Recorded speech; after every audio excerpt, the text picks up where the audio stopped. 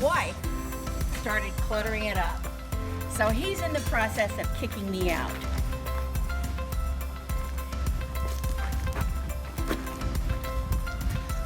What do you have to say about that, Jerry Gooch?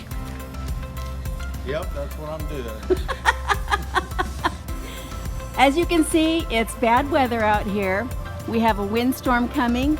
We've withstood windstorms, rainstorms, and a 7.2 earthquake. And this building still stands. So all we have to say is, trust SteelMaster.